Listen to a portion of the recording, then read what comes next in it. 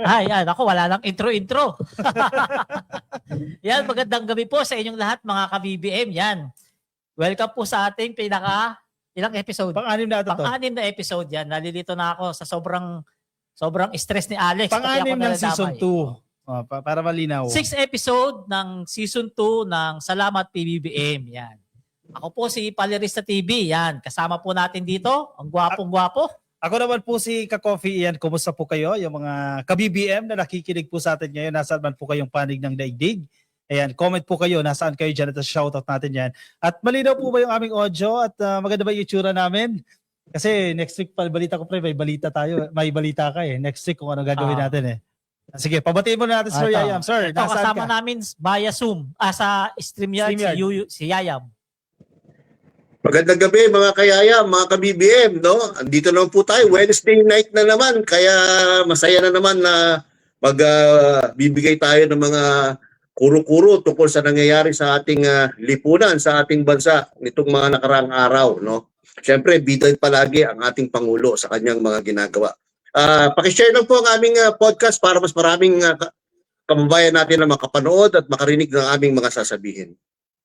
O yan, mga ka-BBM. Bago tayo magsimula, may i-announce lang kami. Ito na yung huling, ito na yung nakakalungkot lang. Ito na yung huling gamit namin dito sa studio ng Bagong Pilipinas. Yan. Kasi nakapag-provide na kami ng sarili naming studio. Hindi kasi ganda nito.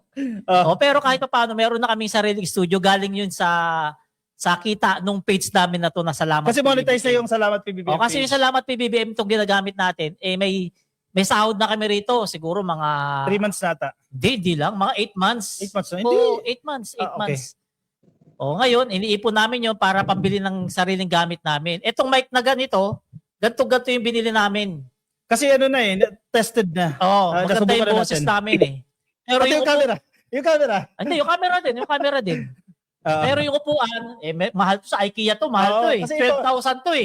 12 to 15. Hindi ganito yung binili namin upuan. Medyo okay lang rin basta mga upuan. Tapos na mesa. Sa katunayan, ito yung resibo. Galing ako kanina. Baka maningil ka pa. Siyempre. Si Paler yung aming treasurer eh. Siya yung kumahawak ng pondo namin. Ako yung tagahawak ng pera ng Salamat PBBM, yung mga pondo namin dun galing sa sahod namin sa podcast namin dyan sa Facebook. Ako tagahawak. Yan. Kasi pag si Yayam, ibili lang ng gold yan eh. Malamang! Ito Oy, kayo 5 4 ito yung resibo Maya papakita ko sa inyo. So nakakalungkot kasi alis na tayo dito. Pero ang laki ng pasasalamat natin sa Bagong Pilipinas Studios. Oo naman. Dahil sa buong season 1 and first 5 episodes, dito talaga tayo nag-studio. Pero nakakahiya rin naman eh. Lagi tayo nakikigamit, nakakabala tayo ng mga tao. Lagi silang overtime. Lagi overtime. Pag lagpas na ng 6:31 minutes, pag 7:31, nakasimangon na si Jillian. Hindi sumisimangot yung mga taga-BPS. Napakababait na mga tao dyan. Yan. Bali, pinapaalam lang namin sa inyo, ito yung huling podcast namin dito sa studio na to. Kaya next week, meron na kaming sariling studio. Hindi lang kasing ganda nito, pero gwapo pa rin yung mga panood nyo. So baka manibago sila, no? Kung nag-iiba ng itsura. Pero okay lang yan. Slowly, i-adjust natin yan para ma-achieve natin yung ganito kaganda. And then, dito lang din sa Metro Manila, sa NCR. Kasi syempre, lahat kami, kailangan namin magkita-kita sa isang lugar, sa common place. No? So nakapagrenta kami ng studio at doon na po muna kami lilipat pansamantagal ba? Pansamantagal. Yan, yung nirerentahan namin sa tita ni Ian. Bali kay Ian din bagsak nun. Negosyante pa si Ian eh. Ayaw pa tayo diretso ni Mark Ian eh. Sana all may pinaparentahan. Ginamit lang ni Mark Ian yung tita niya pero kanya talaga yun eh. Kasi pag sa kanya dumirekta, wala talaga tayong upa-upa ron eh. Yan mga ka-BBM Seryoso na, dito tayo sa topic natin. Kasi good news tong unang topic natin mga kababayan, mga ka-BBM Kasi yung impeachment ni Pangulong Bongbong Marcos, kung natatandaan ninyo, di ba? May nagsampa sa kanya ng impeachment. Yung mga nagsampa na yon, talagang umaasa na mabibigyan sila ng hustisya na mapapatalsik nila si PBBM sa pamamagitan ng impeachment. Kaso hindi ganun na nangyari. Dahil alam naman natin si PBBM, protektado ng Diyos yan kasi mabait na tao. Correct. at mahal ng Pilipino si PBBM. O ano nangyari? Ayun, nagkabotohan. Nagkabotohan kahapon. Ang boto, 284 ang pabor na ibasura.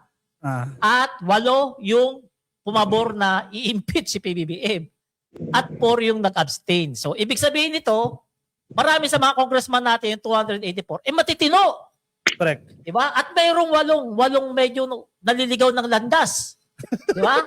At mayroong 4 na, alam mo na, nagmamalinis. Hindi, ayaw nilang madawit. Ayaw madawit. Kaya abstain lang. Oo. Ano masasabi yung dalawa dyan sa... Ako, ano to expected na ito. Ako, 100%, sabi ko nga, 1,000,000% sure tayo, mababasura lang yan Kasi sabi-sabi lang naman Oo. Diba? Wala naman mapakitang ebidensya. Kahit ano pang gawin nila dyan, wala naman Ano ba ginawa anong ginawa ng presidente para matanggal siya? Yung maletang Diba? araw ang ebidensya.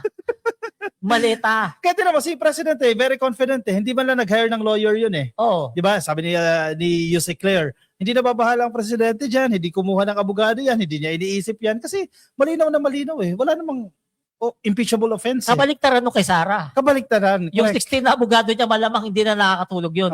O ikaw Yam, anong basa mo dyan Yam? Ako 125 million % sure ako na hindi talaga. Mas mataas Hindi pa. Mas mataas pa Sir Yayam. Hindi talaga may impeach Paano naman magiging grounds for impeachment yung mga allegations or mga conclusions at hindi talaga actual evidence, no? Hindi pwede 'yon sa isang impeachment. Kahit sa korte hindi rin pwede yung ganoon. Puro ano lang puro conclusion, puro opinion, puro allegations lang at zero pagdating sa ebidensya. At yung mga nag-aakusa pa, sino ba nag-aakusa?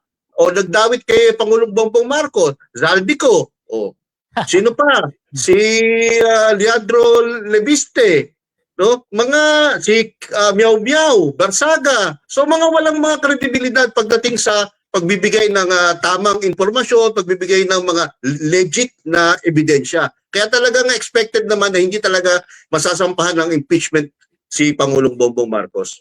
Oo, tama ka dyan Yam. Kaya hindi mo masisi yung karamihan ng mga Pilipino ngayon na nagdidiwang. Dahil totally peace of mind na ngayon maraming Pilipino na hindi mai-impeach si PBBM after 1 year na naman. Kasi sa totoo lang may mga may natakot din Oo may naman. mga nag-message nga sa akin, ka-coffee, tutuluyan ba si Presidente? Sabi ko sa kanya, ma'am, 100 million times. Hindi talaga matutuluyan yan. Hindi yan. Kasi malabong-malabo. Pero i-commend din natin yung House of Representatives, lalo na po yung House Justice Committee. Oo. Kasi ang bilis silang inaksyonan ito. Wala pang 2 weeks, di ba? Nagkaroon agad sila ng resolution dyan. And ngayon, natapos na yung kay Presidente, magbubuon tayo dito kay Sara Duterte. Sana mabilis din yung proseso. Fourth with yan, fourth with. Fourth with. Pagdating ng Senado, yun dapat ang fourth with kasi hearing na yan. Oo. Ngayon, Kaya yan, yan. Coffee, Palerista, dapat natin i-commend ang Justice Committee ng House of Representatives headed by Congresswoman Luis Tro. Na-handle lang professionally and objectively yung impeachment ni Pangulong Bongbong Marcos. Hindi sila pwede mag-complain na ni-railroad yan dahil lahat ng kanilang mga pananaw, no, pinagbigyan marinig ng Justice Committee at nagkaroon ng botohan na patas naman. So, commendable ang ipinakita ng Justice Committee ng House of Representatives kaya dapat natin saluduhan sila. ang nakakaya dyan yung congressman na tinanong na nagsampa ng impeachment kay PBBM na ano yung ikakaso, walang maisagot. Kasi Sino yun? Parang di ka napanood yun. Sino yun?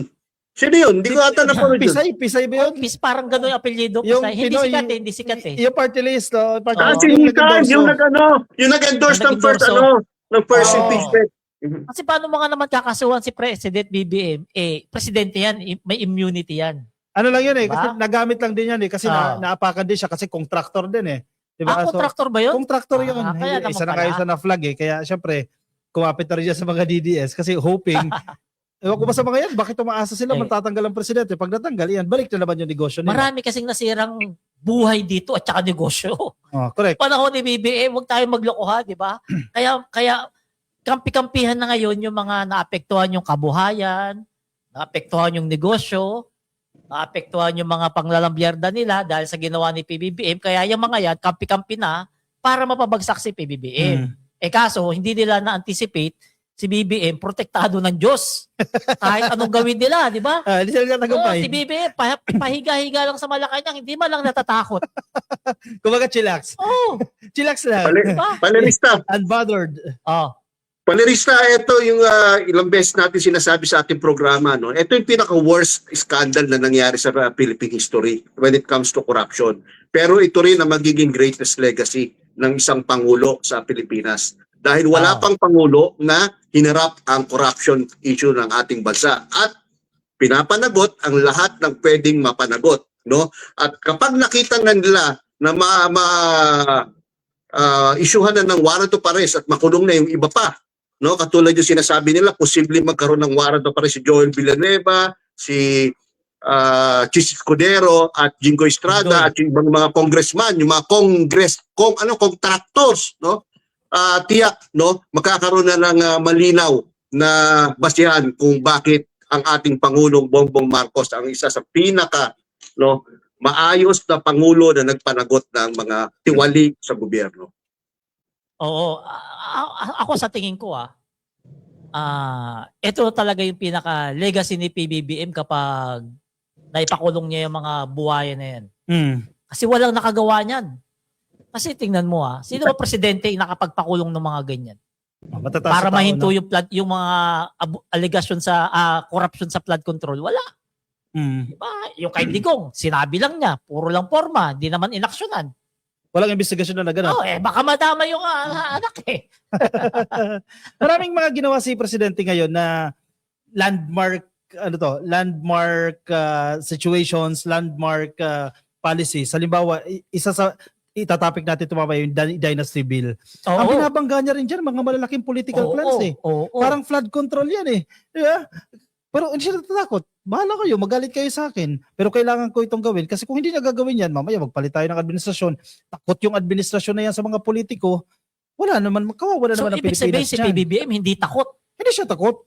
Oo, kasi yung anti-dynasty, marami talaga tatamaan dyan. Sigurado. Kanina na nagsalita yung naka-CMD. Yung partido ni Romualdez, isa yan sa pinakamalaking coalition o party no, dyan sa House of Representatives. At suportado nila, kasi certified as priority bill considered as priority bills itong anti-dynasty bill. So malamang sa malamang lulusot yan. At bago mag-zona, pili ko nga ihahabol sa accomplishments yan ng July, so itong anti-dynasty bill, papasa. So maraming Pasko ang malungkot sa mga politiko. So paano yung usapan kaya ng mga congressman dyan o senador? Ano ba? Kayo congressman, ako na muna kayo. Dexter ka naman. Ganun na lang. Kasi bawal na magsabay-sabay eh. Hindi, mag-away-away sila. Tsaka yung iba niyan, magpapatayan. Kasi lalo sa Mindanao at sa northern part. Kahit magpatayan nga, hindi nga pwede magkamag-anak, magka-apelyido. Hindi, para hindi na makatakbo yung isa, i-execute na lang yun. Grabe naman. To that extent. Ano tingin mo dyan? Ano tingin mo sa anti-dynasty? Hindi, mamaya pa natin topic yan eh. Yun lang, yung punto ko lang doon, nagawa ng presidente sa flood control yan. Kaya mamaya. O dito tayo sa sa third impeachment ni Inday. Ito, excited talaga lahat ang nanonood dito sa atin eh. Ayan. Anong masasabi mo dyan, Yam, sa third impeachment ni BP Sarang hindi nagtatrabaho? Pero mataas ang rating. Positive 28, not satisfaction rating. Iba ang sitwasyon ni BP Sara Duterte sa sitwasyon ni Pangulong Bongbong Marcos. Dito kay BP Sara Duterte, meron talagang mga resibo to, no? Merong mga vouchers, may mga documents, may mga evidence basically, no? Hindi lang Teka lang, Yam. Hindi mo napanood yung video ni BP Sara? Sabi niya, walang ebidensya sa akin. Walang attachment.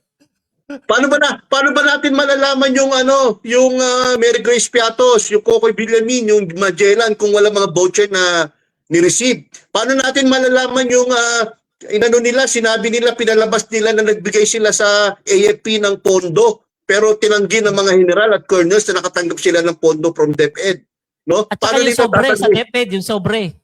Paano nila itatanggi yung mahigit 70 million na NDA ng COA, Notice of Disallowance, na hindi pinayagan ng COA? No, hanggang ngayon hindi pa binabalik ni VP Sara Duterte. At marami pang iba. May testimonial evidences pa. Paano yung USEC ng DepEd na nagsabing nakakatanggap ng 50,000 per month? So lahat yan, no, mga ebidensya yan.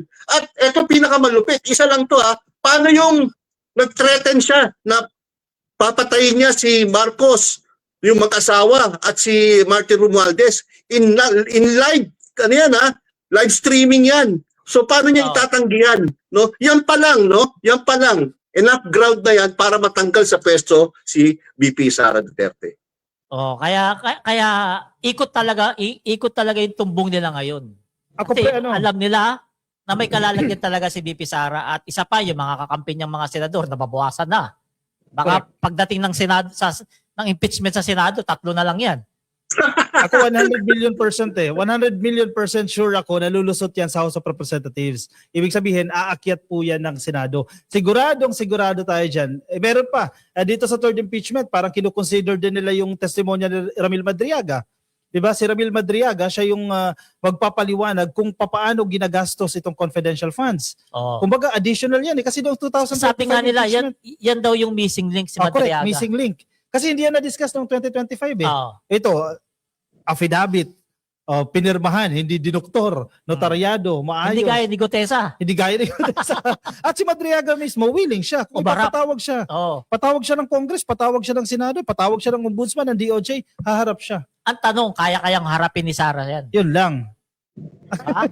Hindi tayo kasi si Madriaga talagang sureball na kaya niyang harapin si Sara. Kaya niyang patunayan yung mga sinumpaang salaysay niya sa harapan ni Sara. Ang tanong diyan, si Sara kaya bang umarap kay Madriaga? Kasi dinay niya na hindi niya kilala. Diba? Pero saan ka nakakita hindi kilala? May mga invitation, pinapadala sa email, tinatawag mo na sa event. Si Caramil. Tapos nagsusumpa sila. Ako, meron akong isang take dyan, no? Sa political side ng issue na yan, no? Etong impeachment ni VP Sara, pwedeng may kinalaman, malaking kinalaman sa 2028 na to Etong mga congressman na talaga yan. Etong mga congressman, no? Meron, hindi ka magtataka, meron yung mga dating pumirma ng 2025 sa impeachment niya, posibleng hindi na pumirma. No? Hindi na siya maging sang-ayon sa impeachment ni VP Sara. Pero meron namang side o pananaw na uulitin nila yung kanilang pirma. Dahil, bakit? Kasi baka balikan sila ni VP Sara sa 2028 di ba? So kung babalikan sila, mabuti na tanggalin na nila si Sara ngayon pa lang para hindi na magkaroon ng pagkakataon si VP Sara na balikan sila sa 2028.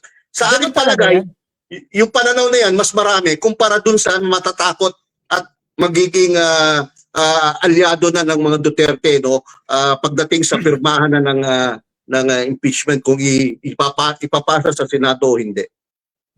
Pero kung babasahin mo yung galaw ng ngayon, galaw ng politika natin, ako tingin ko lang hindi niya talaga malulusutan yan. Makukunbik at kaya nga usap-usapan na sa kampo nila, mag-resign para makatakbo pa sa 2028 May ganun ng chismis sa kwarto nila Uusad pa rin yung impeachment case Yun na nga, di ba? Yun na nga. Kaya marami talagang naniniwala ng mga Pilipino, lalong-lalo yung mga political analysis na hindi malulusutan ni Sara yan. Ang takot ko lang ako honestly sa Senado medyo kinakabahan pa rin ako Kasi andiyan pa yung mga chinador yung mga bumoto sa resolusyon na yan. Mga kakampi ni Sara yan, unless mabawasan yan. Alam na nila yan, maniwala ka. Alam na ng tadhana gagawin sa mga yan. Alam na ng tadhana gagawin sa mga yan. So ibig sabihin dapat makulong.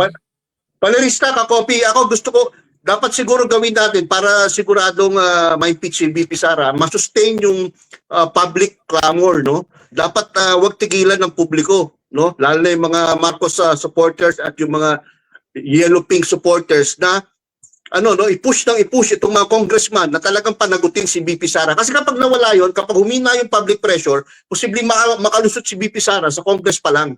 Hindi na mayakyat sa Senado. Ang importante, mayakyat sa Senado at sa Senado marinig talaga lahat ng kalokohan ni VP Sara habang siya ay tinatrial. Sabi nga ni sabi ni Justice Carpio, kahit hindi ma-convict yan si Sara, malaking dagok sa kanya kapag natuloy itong impeachment sa Senado. Yung trial. Kasi mahuhubaran siya dyan. Lalabas lahat ng mga bank account nila dyan. Lalabas lahat ng mga tinatago niya dyan. Kasi syempre, impeachment na yan Labasan na ng ebidensya dyan. Sasagutin mo yung nilabas niya ng ebidensya At kapag nangyari yan, pagpipistahan siya ng Pilipino ng ilang buwan at mabubuking yung mga tinatago nila. So madaling sabi, mababawasan yung mga DDS supporters kahit papaano, no? Hindi, yung mga solid tanga yun. Talaga kahit ano yan. Pero yung mga undecided, yung mga nasa gitna, yun yung mga mababawas talaga dyan. yung mga undecided, Oo. ilan ba yun mga... Yung mga tingin ko percentage ko lang naman to, yung talagang solid DDS, wala nang 250 yan buong Pilipinas. 250,000. 250. Ulo.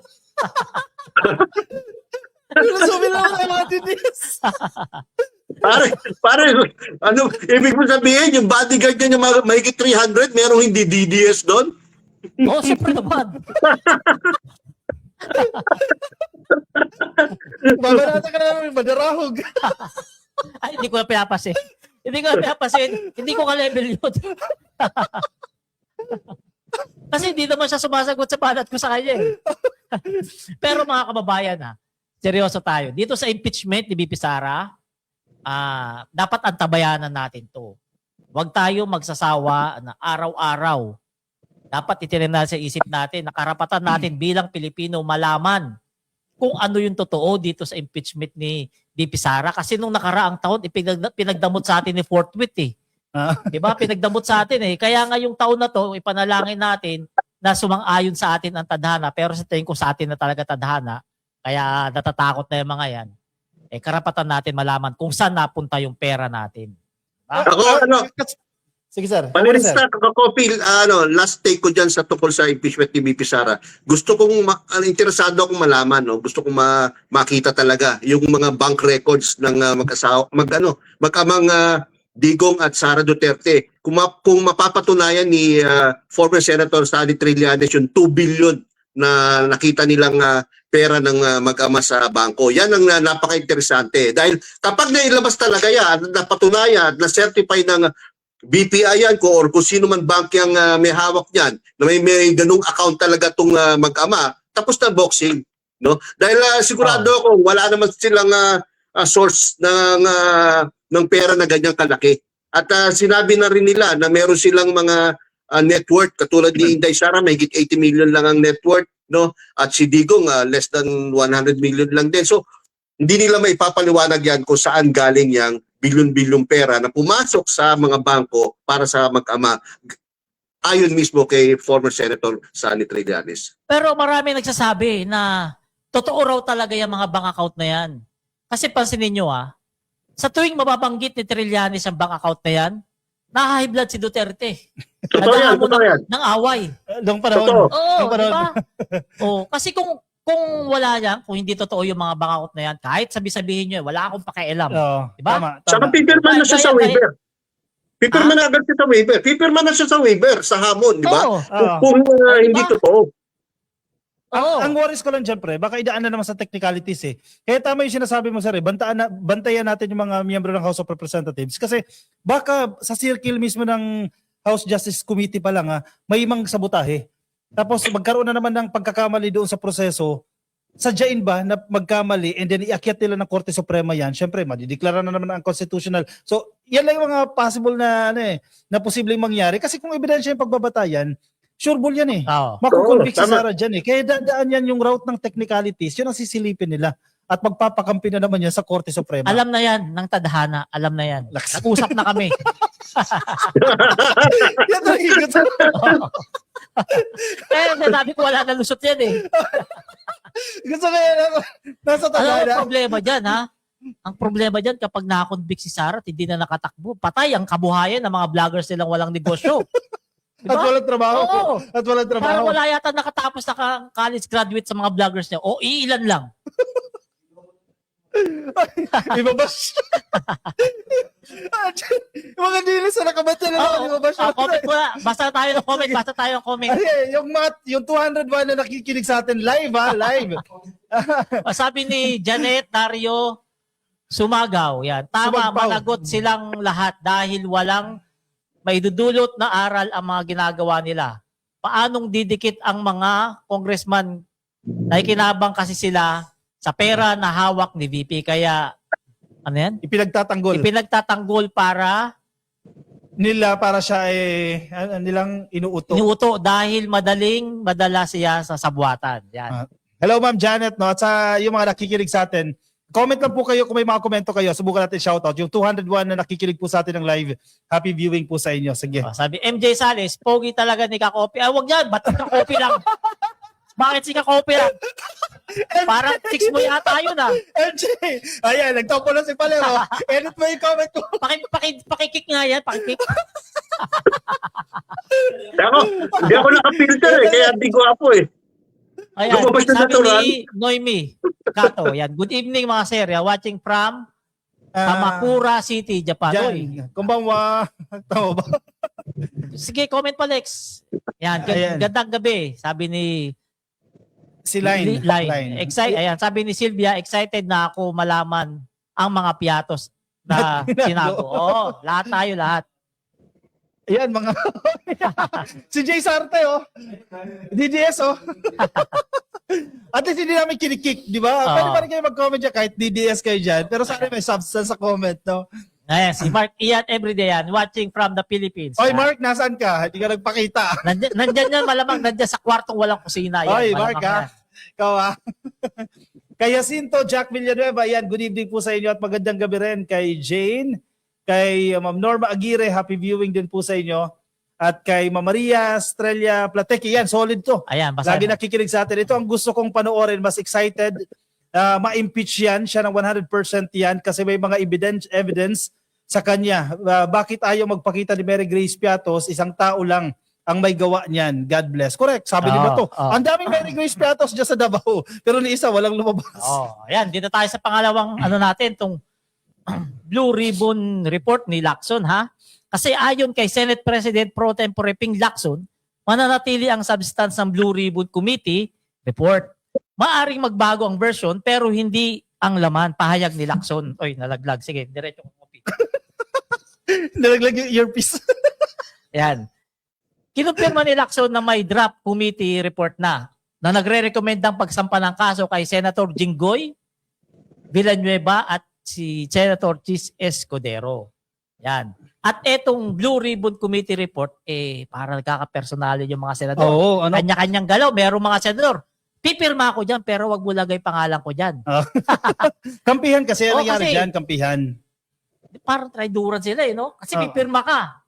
Ayaw mo ipalagay yung pangalan. Ibig sabihin, ayaw mo malaman na ikaw ay pumirma. Actually, ang gulo talaga ng Senado. Magulo talaga, buti pa yung Congress, no? Ang Kongreso, Dapat impeach to lahat to, hindi sila impeachable. Hindi sila Ayaw nga, impeachable. Balikan natin yung punto na yan, no? Sige. When it comes to accomplishments, pansinin ninyo tapos na yung mga priority bills, mas marami nang natapos dyan sa House of Representatives. Pero pagdating ng Senado, namamatay yung batas kasi wala silang version Diba, kailangan magkaroon sila ng magkapareho na version, no? Tapos i-consolidate yan. So, madaling sabi, marami ang masyadong namumulitika na dyan sa Senado. Tingnan mo itong Blue Ribbon Committee report. May mga may dilabas na yung draft Unang-una, ang tanong, hindi raw dapat na isa publiko yun Ang tanong, sino yung naglabas? O, di ba? Sila mismo nagtuturuan na. Si Lito Lapid daw, stock daw ni Lito Lapid. Hindi na nga nagsasalita yung tao na pagbintakan pa. Anyway, lumabas na yun kasi leak daw yan. Draft lang daw yan, initial report lang yan. Andun yung pangalan ni JV, ni Win Gatchalian at ni Zubiri. O, naglabas ng letter, wini-withdraw nila yung pirma nila. Doon pa lang may something fishy na. Bakit i-withdraw mo yung pirma mo dyan? Sa una pa lang, bakit pumirma ka dyan na hindi mo alam na nandiyan dyan yung rekomendasyon na kasuhan yan sila Cheese? Ang gulo, di ba? Yun nga yung mga naghuhugas kamay na kaagad. Ikaw yan, anong basa mo dyan, Yam? Narinig ko yung interview ni Panfilo Lacson kanina ba o kahapon, no? Bukas daw lalabas ang partial committee report. Ang binago lang daw nila ay yung wordings ng committee report. Pero yung tao na nakalagay doon, andun pa rin, mga tao na gusto nilang imbestigahan further. Pero ang word, specifically na tinanggal nila yung salitang to charge. Kasi hindi naman daw sila ombudsman or DOJ para magsabi ng to charge. No? Dadaan pa rin kasi yan sa ombudsman o dadaan pa sa DOJ para magkaroon ng preliminary investigation. So, para ang wordings nila, tiname lang nila, winoter down nila yung wordings para hindi masyadong mabigat para sa kapwa nila senador. No? Alam niyo naman Senado parang boys boys club yan, no? Nagpoprotektahan ng isa't isa yan kahit papano. Hindi yan pwede si Senator Pampilo Lacson lang ang masunod kasi meron siyang mga i-consider na mga kasama na pipirma din ng report na kailangan niya, no, yung suporta na yon. Otherwise, magiging useless ang mga naging hearings sa Blue Ribbon Committee. Kaya pumayag na rin siya na i-water down yung statement at kung di ako nagkakamali, ang gagamitin na lang is to Recommended, to be recommended for recommend for preliminary investigation or for further investigation. Yun ganun na lang, hindi to charge, no. So, yun lang, words lang. Doon lang sila nagkakatalo, mga kababayan, no. Kaya nakakatawa nga. Tama yung dalawang kasama ko, no. Parang something fishy dahil dapat hindi na nagmamatter yun dahil kung tutuusin ganun din naman yun. Ganun din naman yung recommendation na yun. Ano lang yan words, play with words lang, no? Na bottom line, ganun pa rin ang gusto nilang mangyari, no? Na imbestigahan at kasuhan yung mga nakapangalan doon na individuals katulad ni Senator Joel Villanueva, Jingo Estrada, Chis Escudero, Saldico at iba pang mga contractors. Oh, pero sabi ni Boying Rimulya diyan sa issue na 'yan, ay kahit ano pa raw ilan man ang substance na 'yon, ay ng committee report na 'yon, pero kapag nakita nila na dapat talagang sampahan ng kaso, sasampahan daw talaga ng kaso. Correct. Dapat lang. Ang problema kasi masyadong political dyan sa Senado. Oo. Si Lacson, kung hindi siya nag-giveaway doon, baka mabawasan yung pipirma Diba? Oo. So kailangan niya rin i-consider, tama yung sinasabi Sir Yayam, no? I-reconsider yung, kasi syempre tatawag yan, pwede ba natin palitan yung ganyang term? Pwede ba natin alisin yan? Or else, hindi ako pipirma. So kailangan mo rin laruin Tama yung sinasabi ni Senator Lacson noon na doon nagkukulang si, si Liviste, si Representative Liviste. Hindi pwedeng ura-urada ka lang So kailangan mo rin laruin. Yun lang. Ang taong bayan na naman ang kawawa dyan. Pero malaking bagay din na binabantayan natin yan. Oh. Malaking bagay na lumabas yung mga pangalan nila Chis Escudero dyan. Kasi kung hindi lumabas yan, malalaman ba natin na sa initial report o sa draft nandoon yung mga pangalan nila? Hindi natin malalaman kung hindi nag-leak yan. Oh. So, Yam? Yun na yung aking take dyan. Sana lang, no, lumabas na bukas talaga yung Blue Ribbon Committee report na yan para malaman natin, no, at makausad na rin yung mga kaso na yan. Pero sabi naman ni Boying Rimulya at ng DOJ na tuloy-tuloy ang kanilang mga pag-imbestiga sa mga involved sa flood control scam na yan. At kung di ako nagkakamali, no, I think based on my computation, no, within the next 4 weeks, meron na uling big fishes na i-issuehan ng warrant of arrest at makukulong tulad ni Senator Bong Revilla. O kaya yung isang senador, mainit na yung ulo Pag ini-interview, pabalagbag sumagot Sino yan? Sino yan? Praise the Lord. Si Joven. Hindi ka naman pala interview nun Okay. Dito tayo sa pangatlong topic natin. Itong ICI accomplishment. Yan. Wala na siguro tong ICI, no? Yung function kasi nila, inilipat na karamihan sa ombudsman. No? So, ito 125 days lang pala yung ICI nagtrabaho. Sa first 125 days. Kasi ongoing pa iba dyan Sa first 125 days, marami 125 days. Okay. Ang mga na-accomplish nila ay 9 referrals sa ombudsman para sampahan ng kaso. Siyam, Tapos 65 na personalidad ang nadawit at 32 hearings ang isinagawa. Tapos 36 na testigo naman ang nagsalita. 25 personalidad ang humarap. 7 senador ang nakulong. Ay, hindi. 7 senador lang. Ano 7 senador? 7 senador yung humarap. Ang humarap. Akala ko nakulong Kukulong. 30 congressman ang humarap. Yan. 5 agency heads at 24.7 billion na asset at bank accounts ang na-freeze. Yan ang pinaka-importante dyan. Yan pinakamaganda. Oo. At kumita ang gobyerno dyan. Oo, kasi may mga nagsoli na. At saka merong nabenta na. May nabenta na ba? Yung kay Diskaya, di ba? Oo. Yung payong niya. Kakopi yan ng Rolls Royce. Kakopi yan yung Teleprompter, baba. Patulog-tulog yung teleprompter natin, baba. Puro chismis Baba. Wala na ba? Kakopi. Teka lang. Dito na lang. Habang inaanap niya, Brad, gawin ako. Actually, itong mga accomplishments na ito, sagot lang ito doon sa mga nagsasabi na walang nagawa ang ICI. Marami pong nagawa ang ICI. Imagine in just 125 days, yan yung accomplishments nila. Mas marami pa yung accomplishments nila sa buong administrasyon ni Digong. sa ginawa Oo. nilang investigasyon laban sa korupsyon. Kasi halos hindi ba lang hindi naman nag-iimbestiga ng panahon ni Digong eh. Ito, imagine mo 125 days, nakapag-freeze ka ng 24.7 billion pesos. Napakalaking halaga niyan. Magagamit natin yan pondo ulit. Oh. Ito ang problema diyan. Yung mga may-ari ng pera na yan. 'Di ba? Ang laking kawalan sa kabuhayang shock nila yan. Ang problema hindi, pero din ng taong bayan yan. Hindi. Pera nga Kinalambat lang ng politiko yan, na freeze eh. Ibig sabihin, malaki na nabawas sa kayamanan nila. Pero syempre, masaya tayo at nakabawi ang gobyerno ng ganyan kalaking pera. Kung Imagine mo, nakakamali, si BBM na nakagawa yan. Oo, kasi kung hindi binuo yung ICI, Oo. wala tayong magagawa dyan.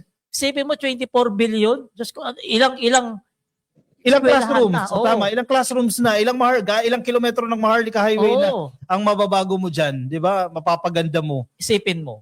Isipin nyo mga ka-BBM. Kung hindi si PBBM naging presidente, ako, yung 24 billion, madadagdagan pa yan sa pagnanakaw. Oh, correct. At sasabihin, mga DDS, at least walang ingay ng korupsyon. Ha? Kakopi, kakopi. Nasabi ni Greco Belica, best friend mo. Nung panahon namin, di nangyari yan. Alam mo, ayoko mag-stress. Titrigger mo ko. Ikaw na nga yan. Kakopi, panelista. Alam nyo, 2 points, no? Yung 24 billion na frozen, no? Na assets, no? Napakalaki niyan at unprecedented yan. Wala pa nakagawa niyan. At sa napaka-iksing panahon, 125 days, no? Nagawa na yan. Hindi nagagawa yan, no? Sa history natin, mahirap ang magpa-freeze ng assets dahil maraming technicalities yan, no? At maraming abogadong magagaling na kalaban, no? Pangalawa, yung worry ni palirista na naandyan na lahat ng pera. Palagay ko pare, marami na rin silang naitago, no? Bago pa lang sa bagay. mag-freeze. Wala ko sinabi na dyan na lahat. Sabi ko, malaking tapyas yan sa kayamanan nila. Correct. Tama. Maraming yung mga yan, magagaling yan. Tiyak, marami nang naitago yan. Kasi meron din ako makilalang involved na iba ang ginagawa eh, no? Sino yan? Sino? Hindi ko pwedeng banggitin. Chat mo na sir, kami na magsasabi. Pero marami ugong-ugong na syempre nailipat na sa ibang tao yan, sa ibang form ng assets, no? Kunyari binili ng gold o kaya ipinangalan sa ibang tao o kaya ibinenta, pinalabas na ibinenta. So maraming paraan para maitago na yung kanilang mga assets dahil nabigyan sila ng panahon eh, no? Bago pa lang may frozen yung mga assets na yan. So Kasi isipin mo nga yung pinapagawang bahay ni Saldico dyan sa Forbes Park, 5th floor, underground. Taguan lang daw ng pera. Yun yung plano na nakita, Oo. no? Isipin mo gano'n, ito, pagpalagay mo ganito, ilang bilyon laman nitong kwarto na to? Grabe, no? Limang ganito. At yun ang napigilan ni PBBM. Kung hindi pa naging presidente si PBBM, hindi niya nilabanan to.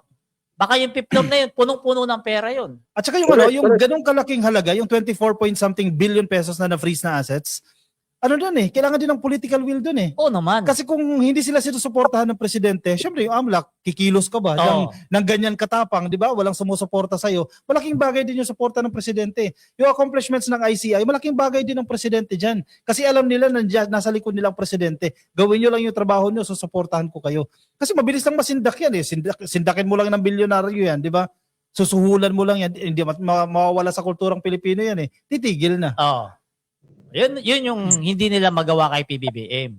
Kasi palibasa si PBBM, gusto talaga niyan, pangalan nila tumatak na talagang malinis, walang bahay, dungis. Isipin mo pre, At matapang. kung totoo man, 'di ba, yung mga aligasyon o yung chismis, hindi ko alam kung chismis o kung totoo, na inalok si presidente ng 2 billion pesos ni Atong Ang, 'di ba? Noong campaign bilang donasyon. Sinong tao ang mag-reject ng offer na 2 billion pesos? 'Di ba? Kung totoo man po yung issue na 'yan, ganyan ang personality ng presidente. Kung ano ba, napakayaman ko na, bakit sisirain ko pa yung pangalan ko dyan? Kung sa iba yan, sunggap agad yan. Oh. Diba? Kung kayo gustay yan, ang liit naman. Hindi, masaklap niyan. Baka may kasamang posisyon pa na i-offer. Oo. Diba? 2 billion eh. Palibasa, si Pangulong Bongbong Marcos, anong oras na ba? OT na. OT ka. Ayan, mga kamibe, basa na tayo comment. Mag-OT na naman ako eh. Pabuto niya ng comment ulit next. Ayan, ito tayo. Conversion sa lungkong. Bukod tanging si PBBM lang ang nakagawa ng mga bagay na yan. Sana Yes. tuloy-tuloy. yung pamahalaan ni PBBM. Sana po yung continuity. Sabi ni ating Verbo, nung time ni Duterte, inamin niya na hindi niya kaya aksyonan ang sistema ng korupsyon sa DPWH. Tama. Kaya join na lang siya. Di ba sabi niya, marami din siyang ninakaw pero ubus na. Oo, totoo yan. Agree. Huwag yung mga ganyan comment text. Ayan. Hello from Iran. Si Halena Al-Shishimi. Yan, nabasa na natin yan. Kay Ma'am Conversion. Ganda ang pangalan niya, Conversion. Oh wow, basahin mo nga. Perla Sinfuego, no? Oh wow, nakaabot din ng live sa wakas. Wow. Thank you, Mama. Hello po sa inyo from Toronto, Canada. God bless po sa inyong lahat sa pagsisiwalat na magagandang proyekto at mga gawain ng ating mahal na Pangulo. Bulag ang mga DDS kaya hindi nila nakikita. Tama.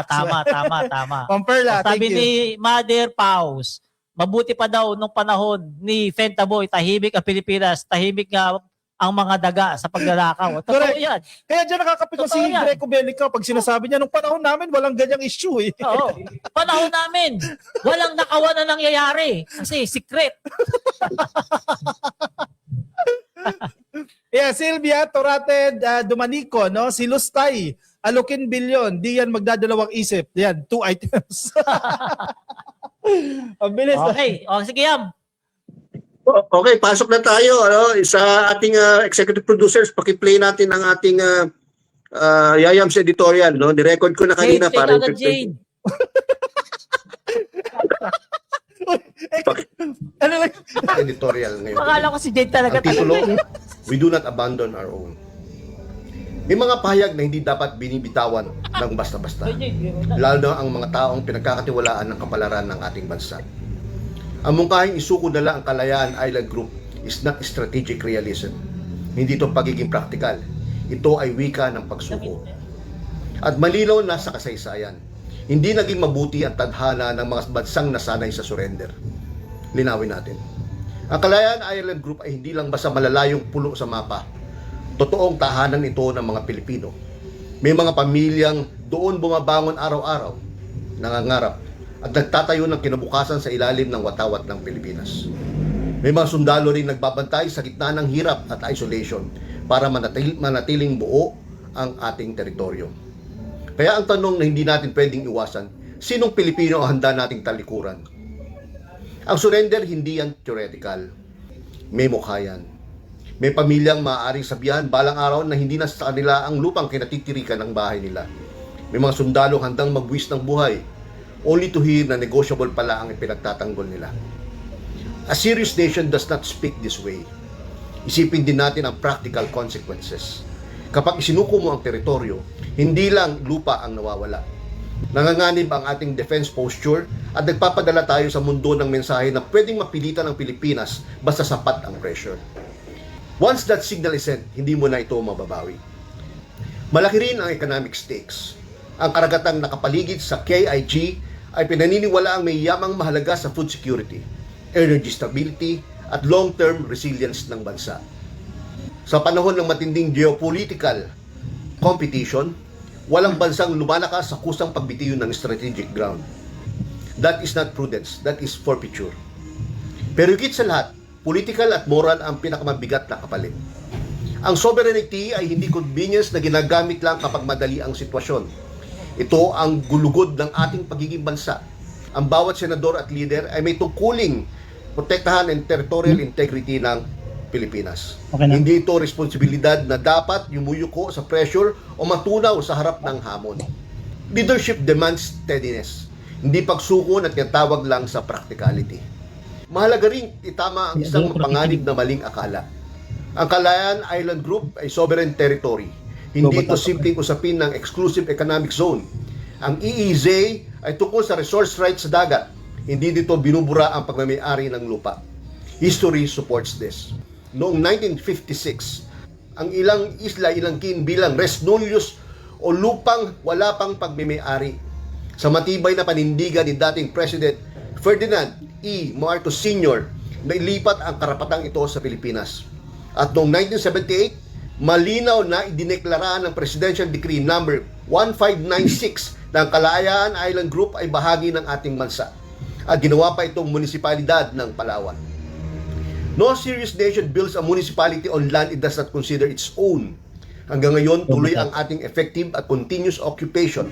May mga sibilyan sa Pag-asa Island. Gumagana ang pamahalaan. May halalan. Naroon ang armed forces. Sa international law, ang continuous occupation ay hindi simbolo lang.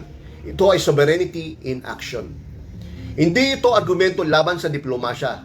Mas pipiliin natin lagi ang kapayapaan kaysa sigalot. Stability is always wiser than provocation. Pero ang kapayapaan ay hindi dapat ipagkamali sa submission. At ang restraint ay hindi dapat maging resignation. Walang sundalong Pilipino ang gumigising sa malayong isla na iniisip kung kailan susuko. Walang pamilya doon na nagpapalaki ng anak ang dapat mangambang baka isang araw ituring silang expendable. So bakit dapat pumasok sa bokabularyo ng ating mga leader ang surrender? Hindi mananatiling buo ang isang bansa sa paghahanda sa pag-atras. Nananatili itong buo kapag malinaw at matatag nitong pinapasya. Ang atin ay mananatiling atin.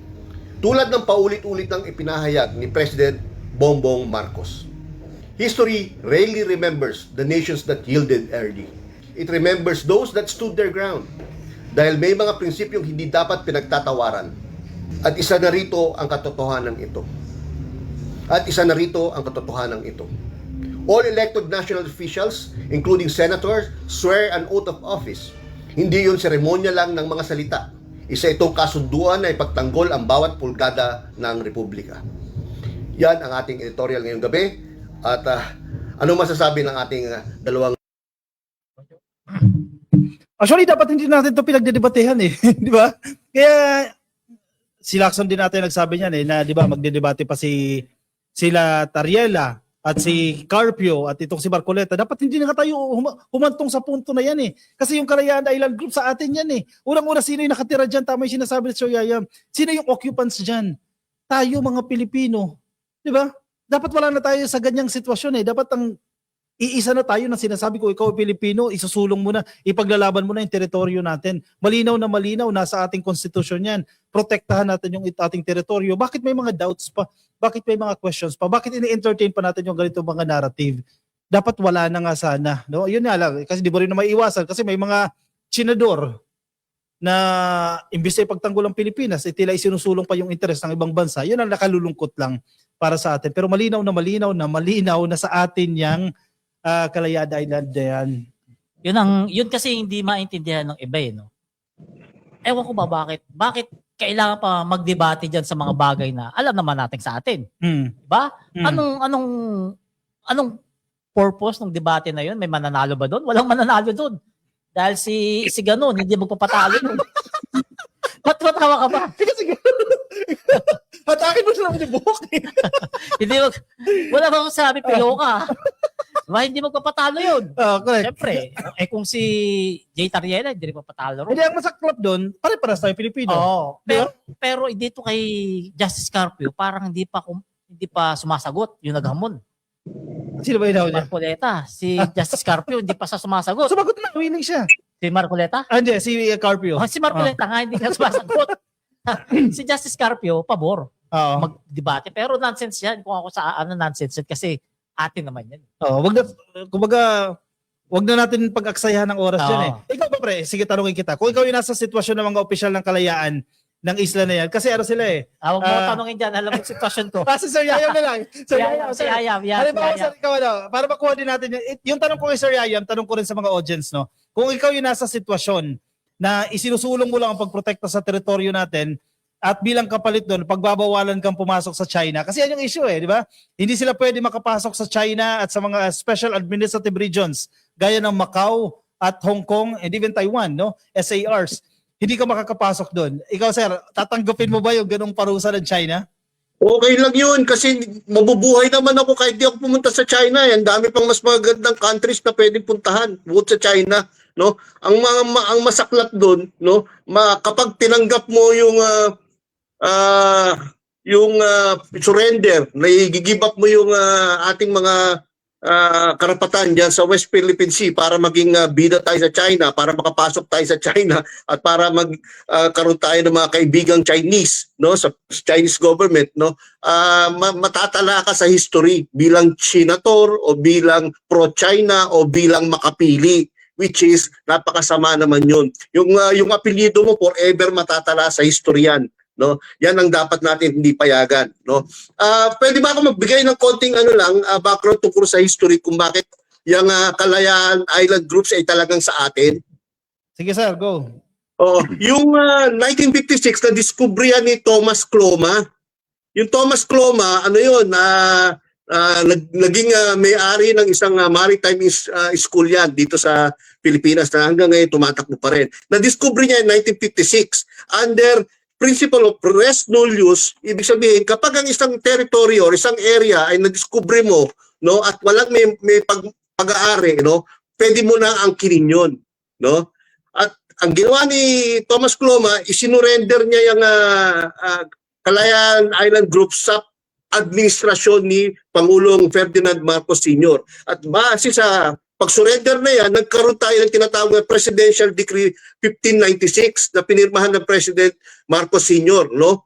Noong 1978. No? Kaya ang importante, no, sa pagdetermine kung talagang atin talaga yung Kalayaan Islands Group ay tatlong bagay, no? Yung tinatawag na batas, kung may batas ba tungkol dyan, which is meron, which is Presidential Decree 1596. Kasaysayan, may kasaysayan din dahil si Thomas Cloma ang nakadiscover niyan for the first time. At pangatlo, kung merong actual na naninirahang mga Pilipino. Merong mga Pilipino dyan, merong eleksyon, merong Armed Forces of the Philippines members na nagbabantay dyan. Kaya walang kaduda-duda under international law na atin ang Kalayaan Islands Group na sinasabing nitong ating isang senator, Rodante Macabarculeta, na i-give up na natin. At sir, dapat actually papurihan pa natin at bigyan natin ng pagkilala yung tapang ng mga opisyales diyan sa Kalayaan, di ba? Kasi dineklara nilang persona non grata itong ang ambassador ng China dito sa Pilipinas dahil sa mga negative remarks nito o mga sinasabi nito sa mga opisyal ng Pilipinas. Sila nga yung matapang eh.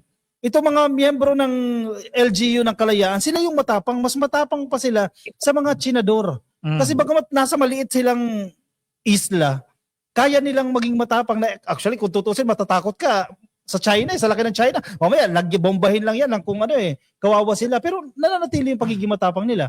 Walang binatbat yung mga tsinadors.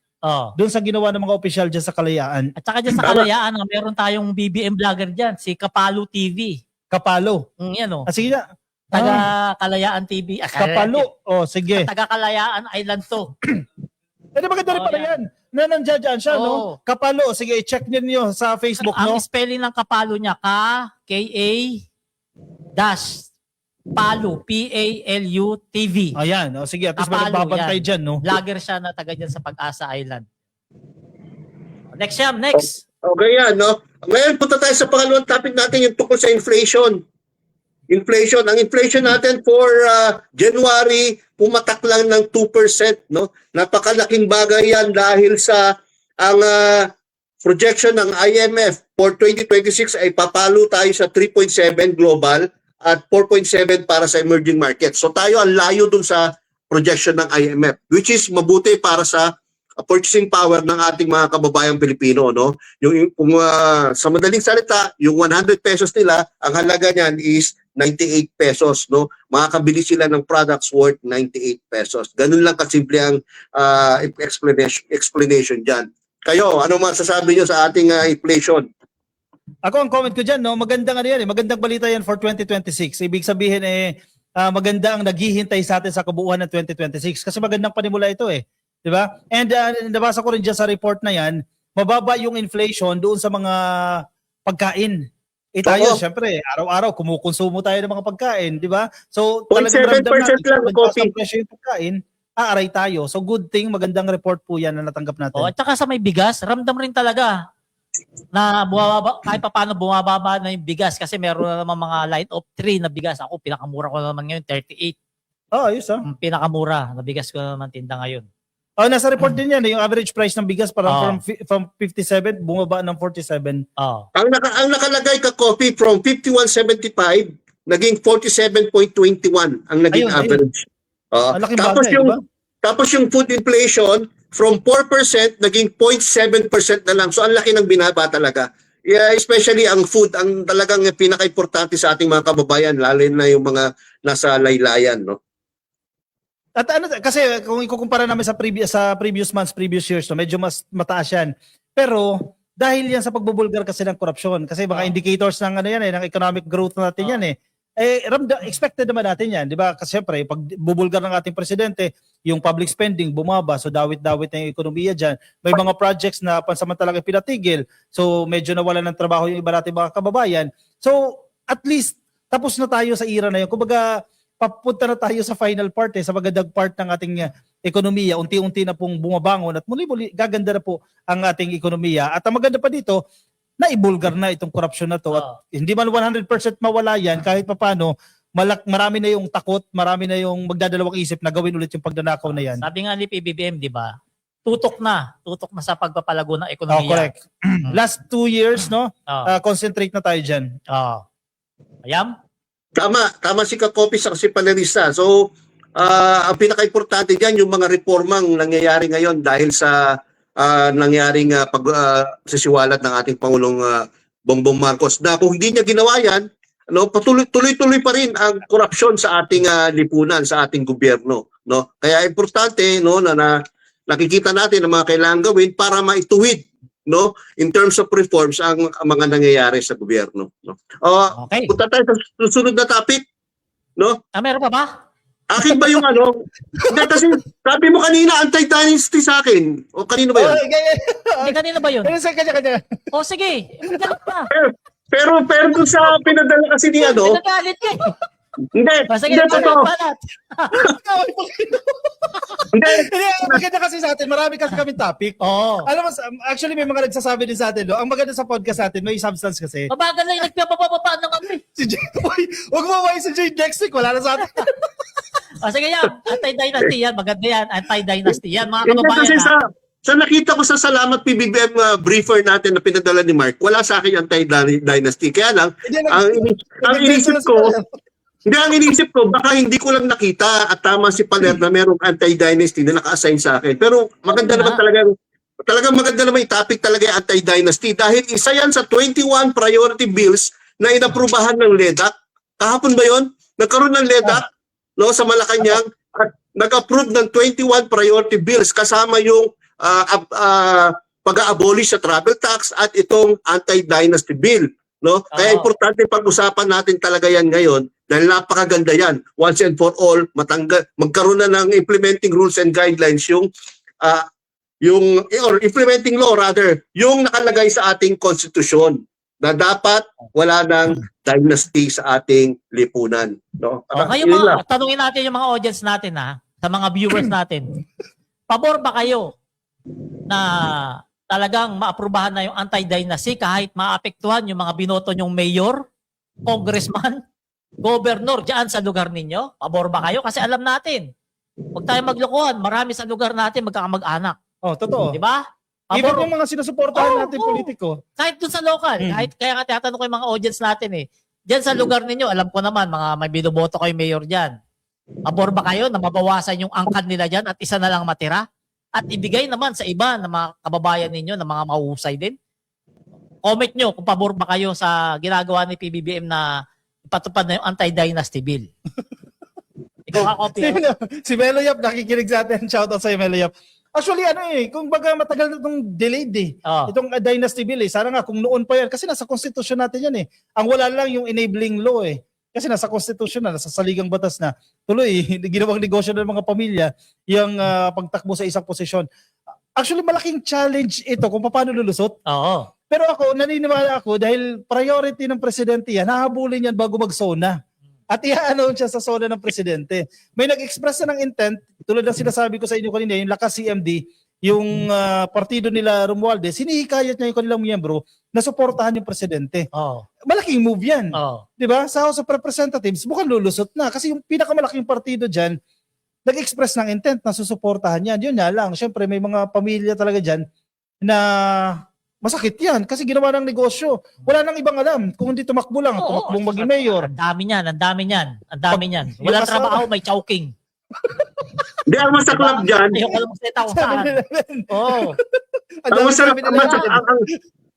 Kabibiyem, ang masaklap dyan, dahil common membro lang ng pamilyang ng isang dynast, no? Common membro, no? Kahit hindi qualified, no? Kunwari maging congressman, no? Katulad nung isa, ang pinaka-qualification lang ay mag-alaga ng pusa, tapos nagiging congressman, di ba? So yan ang isa sa mga dapat na maiwasan pag meron tayong anti-dynasty bill. Dahil mamimili na lang ang pamilya kung sino talaga ang magsisilbi sa bayan, no? Oo. Pero no, hindi rin natin mawawala sa mga mag-approve ng batas na yan, kung congressman or senator, na hindi masyadong drastic yung maging pagbabago. Bakit? Kasi syempre apektado talaga sila, no? Pero ang importante lang talaga, magkaroon na talaga, no? Whether it's watered down, basta importante merong anti-dynasty bill na may pasa, no? Kung kailangan mag-compromise, mag-compromise. Ang importante maipasa na talaga yan once and for all dahil 40 years na yung constitution, no? Wala pa ring enabling law. Ang No? problema diyan, sila diyan mag-aaway, no? Pag-uusap sila, o ako muna ngayong term, next term ikaw naman, di ba? Mas madami yung mas madadami yung pamilya maglalaban-laban. Dadami, di ba may mga experience tayo, mga pamilya naglalaban, no? Hindi na rin pwede yan. Magkakapilido pa rin yan, magkakamag-anak pa rin yan. Hindi na rin Hindi. pwede yan. Ganun ba? Depende sa ano kasi sa... Hindi pa final yan. Hindi Hindi pa pa final yun yung inaano Yun nila. ang idea. Meron pa nga isang congressman sabi, baka pwede naman, hindi pwede magkakamag-anak sa isang lugar para iba doon sa ibang lugar. Diba? Lumulusot talaga eh. Hindi, iba party list. Oo, lumulusot talaga eh. Sinakop na talaga eh. Oo. Actually, ang isa sa pinakamagandang features itong anti-dynasty bill, marami kasing qualified na hindi nabibigyan ng chance eh. Oo. Kasi sa totoo lang, may mga anak ng mayor, anak ng politiko na wala namang ibang ginawa, di ba? Drop out pa. Tapos, alam mo na, walang alam. Pero dahil anak siya ni mayor, anak siya ni governor, siya yung ihahalal. Sayang yung mga classmates niya na matatalino na kayang mamuno. Meron pa nga, pinagbubuntis pa lang inaano ng SK chairman eh. Diba? Pinagbubuntis pa lang. Ganun nakakapal yung ibang mga politiko natin. Sa tiyan pa lang, ginagawa ito SK chairman natin. Alam niyo, ang nagsasuffer dyan, yung proper checks and balance, no? Dahil sa wala tayong anti-dynasty bill, no? Yung checks and balance between positions, dapat kasi iba-ibang pamilya talaga may hawak ng mga posisyon eh. No? Para nagkakaroon ng checks and balance, na-check ng isang pamilya, yung kabilang pamilya. No? Magkontra-kontrahan sila. Magkokontra-kontrahan sila. At kapag meron ganung checks and balance, matatakot kang magnakaw. No? Kahit pa paano, may takot kang magnakaw dahil masisilip ng isang pamilya. At kapag nasilip yun, hindi ka na magiging mayor next time dahil lalabas yung kalokohan mo or makakasuhan ka sa ombudsman, mapapakulong ka. So yun ang importante na magkaroon tayo ng anti-dynasty bill, no? At para ma-improve ang checks and balance sa local government units. Di ba nga meron mayor? Asawa niya vice mayor. Syempre yung mayor, yung nagbibigay ng pondo. Yung vice mayor, yun yung nag-approve ng pondo. Diba? Kasi council. Council. Totoo yan. Totoo. Diba? Kaya umiikot yung pondo doon sa pamilya. Parang ano lang yun eh. Sana isama na rin mga homeowners eh. Oo. Yung presidente. Si Pedro, asawa ni Pedro. Vice President. Ito totoo. Maraming ganito, no? Kakopi, maraming ganito. Governor, isang pamilya. Vice Governor, isang pamilya. Bukal, isang pamilya. Mayor, isang pamilya. Kasama sa pamilya. Vice Mayor, konsehal, pati barangay captain, pati yung yung nabibigyan ng yung na-approve na representative ng liga, mga liga, pamilya pa din. ABC. Diba? Yung mga ABC. So napaka talaga sama talaga na nangyayari ngayon eh. Ang daming probinsyang ganyan, kaya dapat talaga matigil na yan. So lahat yan tatamaan sa anti-dynasty bill na to na sinusulong ni PBBM. Bago mag-July yan. Wala na naman takot-takot si PBBM dyan. Parang hindi niya iniisip. Tatama na naman sa kanya yung galit. Tatama sa kanya yung galit ng mga congressman na yan, ng mga politiko na yan. Hindi naman, ipapa-operate na naman si Presidente dyan. Pero si BBM, palibasa, di ba, malinis na tao, walang takot. Correct. Di ba? Sa pamilya nila, si Sandro lang naman ang politiko dyan eh. Yung dalawa, wala naman ang interest. Si BBM, magre-retire na, hindi naman tatakbong kapitan o mayor yan. Siyempre, mababae ba ni BBM sarili niya? Okay, basa tayo comment. Basa. Sige, Lex, ibuton mo na. Red Gapusan, ayan, tanong natin kay Manang Aimee. Yun lang. Yun lang talaga. Pasensyahan na, actually, pasensyahan na, kamag-anak yan o hindi. Ako, tulad ng sinasabi ko, kahit sinusuportahan natin, kung may batas na, Sundin Oo. natin yung batas. Oo, Di ba? oo. Doon tayo nagkakaisa sa batas at sa konstitusyon. Kung babaliwalain natin yan, wala rin mangyayari sa atin yan. Oo, bahala sila mag-away-away dyan. Lex, basta Lex. Sino ba taga-pindot siya? Pata na comment natin ah. Para high blood ka ngayon Yes, sabi ni Estrella. Yes, agree ako. Ano mo, Willie Rebellion eh?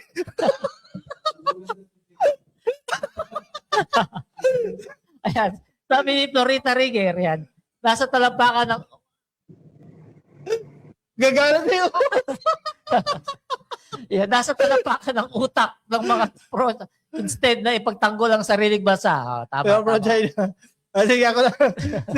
Si Ate Verbo, yes, dapat lang po para matigil na ginagawang source of income ang mga taxpayers. Oh, tama yan, tama.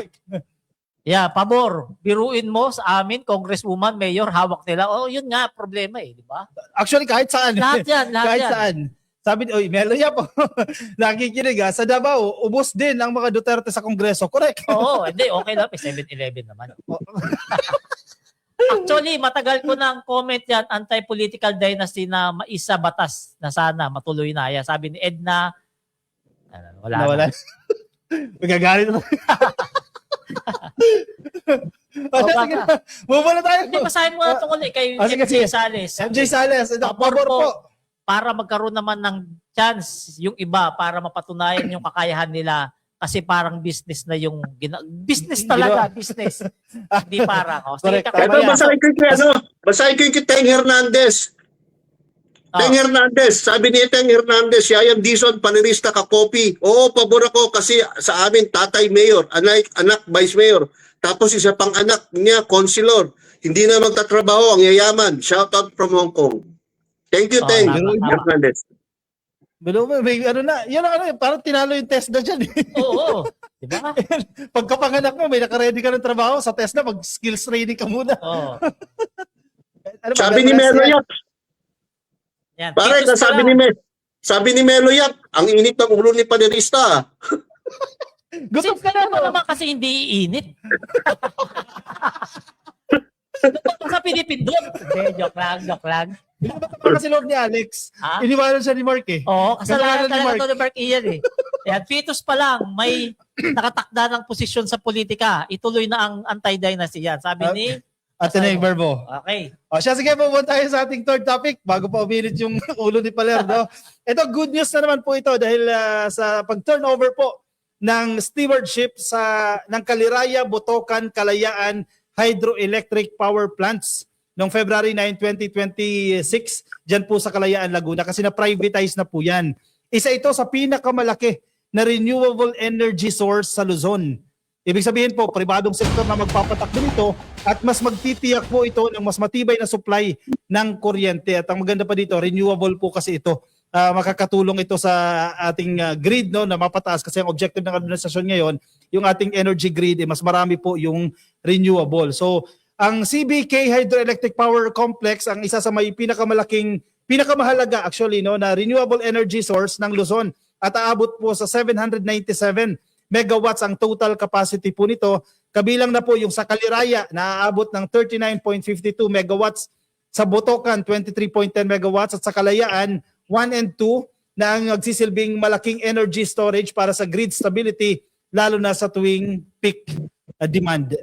Ano sa tingin niyo So dyan? ano yan? Private yan dati? Hindi, privatize siya sa ngayon. Aboitiz to eh. Aboitiz-led company to eh. Ayan, yung Thunder Consortium. Sila na po yung magpapatakbo niyan. So yan, may video. Lagyan mong sounds yung video para mga viewers natin. Ang plano pala nito, nabasa ko lang sa history ito, supposedly pala, yung kung gumana yung Bataan Nuclear Power Plant, yung ma-generate na kuryente dyan, magiging storage siya.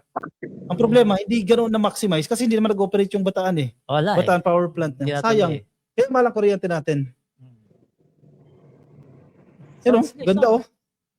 Natapos po itong 20-year BROT agreement ngayong February 2026 lang po at matagumpay na naisailalim na po sa privatization itong CBK complex. So ang bagong concessionaire pala niyan ay Aboitiz din, Thunder Consortium. This Nananalo gives sa essential competitive. services Sige. and industries reliability, and it gives families peace of mind. This is why we in government continue to strengthen the systems in our energy sector by improving policies, processes, and partnerships to ensure that energy reliability and affordability are sustained in the long term. I'm optimistic that both the CBK complex and our public-private partnership will help power a more secure, more stable, and more forward-looking future for the Filipino people. Ang kagandahan dyan, yung binabalanse ng CBK, ang supply and demand ng kuryente. No? Lalong-lalo na, ang plano ng gobyerno ay mapalaki, di ba, ang renewable energy capacity bilang bahagi ng pangkalahatang supply ng kuryente sa bansa. Ito yung pinakauna at pinakamalaking pump hydro storage facility sa bansa. Kumbaga para siyang baterya, di ba? Kapag sobra ang kuryente, iimpakin natin ang enerhiya. At pag kailangan natin siya, maaari natin hugutin yan mula sa ating energy storage. So, lahat ng mga kasama natin sa industriya ng enerhiya ay nagtutulong-tulong upang palakihin ang renewable energy capacity ng bansa. Ay, actually, ang maganda dito, kung mas stable yung kuryente, ang ibig sabihin yan, yung mga power interruption sa lugar, mababawasan. O, buwas na yung brownout. Yung mga negosyo, correct, yung brownout, no? Yung mga negosyo, kasi iba, kailangan maghihinto ka ng operation kasi kulang yung supply ng kuryente. Kasi may rotational brownout limited yung supply. Parang nasa Boracay ka, di ba? May time na from 9 a.m. hanggang 6 p.m., walang kuryente. So naapektuhan yung operasyon ng mga negosyo. Ganun ba sa Boracay? Oo, ganun. Nandun ako last week, yun ang problema nag-brownout. Kaya naka-generator lang yung mga kumpanya. Ay, yung mga hotel, yung mga restaurants. So mas malaking gasto sa kanila yan. So ito, mas stable ang kuryente at renewable pa ito, malaking bagay yan. Kaya nga kung mapapansin mo, sobrang effective ng ginawa ng presidente natin dito kasi public-private partnership ito Hindi naman kasi talaga kaya ng gobyerno lang. Kinakailangan natin yung tulong ng pribadong sektor. Alam mo, itong kumpanya ng mga Aboitiz, ano na yan established na yung mga kumpanya na yan na kaya nila mapatakbo ng maayos yung ganitong klaseng mga facilities. Ay. So Yam, ano pong masasabi nyo dyan? Electric plant na yan, ano pa yan, panahon pa ni Pangulong Ferdinand Marcos Sr. yan. Pinatakbo yan ng Napocor. Alam ko kasi familiar ako dyan dahil nag-train ako ng mga Napocor employees for about 3 months. Dyan mismo sa areas dyan sa Kalayaan. Napakagandang planta niyan, napakaayos niyan. Kaya lang, di ba, dahil sa nangyari sa Napocor, sa Pisan, yung yung pag-aari ng mga planta na yan, napunta na sa isang company, tapos ibinebenta na natin lahat ng, or pinaprivatize na lahat natin yung mga ganyang klaseng facilities, napunta sa sa grupo ni Mr. Sabin Aboitiz. At napakaganda naman na mapunta sa private sector yan dahil tiyak magiging mas efficient yan at mas effective bilang source ng energy dito sa ating bansa. Galing, no? Anyway, ilan lang yan sa mga magagandang proyekto ng administrasyon na ito in partnership with the private sector, no? Ito, dumako tayo sa ating next topic. Punta tayo dyan sa TESDA. Kasi napakahalaga po ng skills. Kasi may mga kumpanya, kahit tapos ka ng kolehiyo, kung wala kang skills, hindi ka tatanggapin. Kaya ngayon, ang TESDA, matindi yung kanilang pagbibigay ng focus ngayon na ma-avail ng mga kababayan natin yung mga available training, yung mga scholarship, very important po yan, at yung mga skills na hinahanap ng mga kumpanya. Kasi ang pinaka-target ngayon ng TESDA, dapat may trabaho na natatanggap sa inyo. 'Di ba? Para hindi nagkakaroon ng mismatch o ng disconnect. Kasi iba, kukuha ka ng skills na ito and then wala kang trabahong papasukan. So ngayon, hinahanap mo na yung trabahong papasukan mo and then pwede mong i-enroll o pag-aralan yung skills na hinahanap. Inilunsad na po ng TESDA itong TESDA Skills Passport Mobile Application. So mobile app po yan. Chinek ko kanina sa Play Store, no? Pwede nyo pong i-check yan. Hanapin nyo lang TESDA Skills. Meron na. Passport. Medyo mababa pa lang po yung reviews kasi bago pa lang po ito. No? May mga changes pa po na gagawin dyan. Isa po itong all-in-one digital platform para po sa training, sa mga naghahanap po ng scholarships at job opportunities. Alam niyo, malaking tulong tong TESDA. Actually, malaki kasi yung tita ko, yung kapatid ng mother ko, naka-4 na siyang training. Iba't iba. Kasi may online din Hindi talaga siya palibasa. Malapit kami sa TESDA kaya talagang siya araw-araw na napasok. Tapos may women's center dyan sa TESDA. Ayun yun. May video raw. Panoorin niyo mga ka-BBM, may video raw. Skills Passport Mobile Application. Mas mapalapit ang kasanayan at oportunidad sa bawat Pilipino. Skills are now visible, verifiable, and valuable. Inulunsad ang TESDA app upang mas mapadali ang access sa pag-aaral at pagtatrabaho para sa bawat Pilipino. Mayroong online AI assistant na handang tumugon sa mga katanungan anumang oras. Kasama dito ang trabaho, job matching tool, map na tumutulong maghanap ng TESDA accredited training centers at programs pathways. All learning progress at recommendations magpapadali ng pagpaplano sa iyong upskilling journey. Nagbibigay rin ng scholarship at credits na makakatulong sa pag-access sa TESDA scholarship programs at training credits. TESDA online program para sa browsing, enrollment, at monitoring ng online course progress. May system verification and security na nagsisiguro na protektado ang user data at credentials. Ang TESDA app ay available na i-download sa Apple App Store at Google Play Store. Today's launch is a testament that every skill counts, that every Filipino learner matters, and that when we make skills visible, we make opportunities possible. Patuloy naming sisiguruhin na may sapat na pondo ang edukasyon. Palalakasin din namin ang pagsulong ng skills development ng bawat mamamayang Pilipino. Ganda. Oh, grabe. Ako mayroon akong gustong ano diyan eh. Pasukan eh. Yung training ng barista. Okay. Hindi man din yan. Tsaka Pareho gusto ko tayo. yung negosyo niyang coffee. Kaso Pareho ang tayo. iniisip ko, 6 months. Para hindi kaya ng schedule ko. Hindi, kuha ka ng ibang skills. Yun nga gusto ko eh. Kasi merong mas maikli. Alam ko 21 days yung fastest eh. Kasi hindi man pwedeng ura-urada. Kasi yung iba, akala nila agad-agad makakuha sila ng NC2, makakuha agad sila ng certificate. Hindi pwede. Pero may mas mabilis na paraan, pre. Halimbawa, may nag-exist ka, kasi galing akong test eh. No? May nag-exist ka ng skills. Ipapa-assess mo na lang yan. Kailangan mong pumasa sa standard nila. Kasi alam mo na eh. Halimbawa, karpentero ka. Alam mo na yung mga base. Actually, mas magaling ka pa nga sa mga no?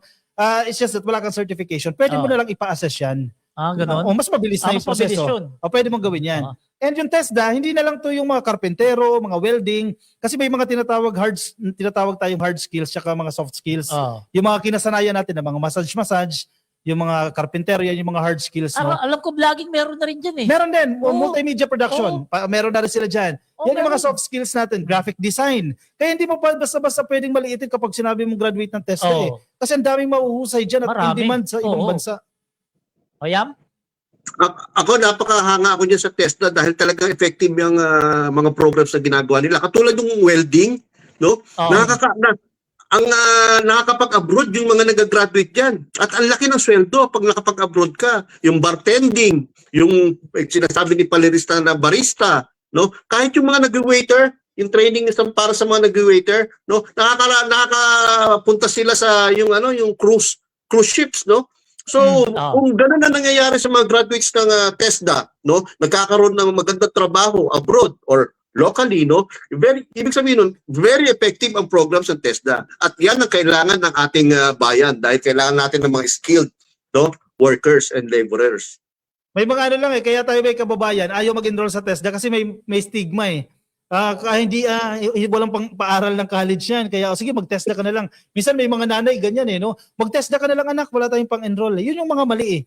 Mga maling pananaw eh. Ganun ba yung nangyayari? Ganun yung mindset, TESDA lang yan eh. Ako graduate ako ng 4-year course eh. Marami kaya nagtitraining dyan, mga graduate din ng college. Exactly, yun na lang. May mga mali tayong mga interpretasyon eh. Minamata natin yung mga galing sa TESDA, pero sa totoo lang, sila yung mas in demand. Sila yung mas malaki sahod. Yung skills. Malalaki sahod. Sa ibang bansa, yung skills ang binabayaran. So, medyo tayo eh.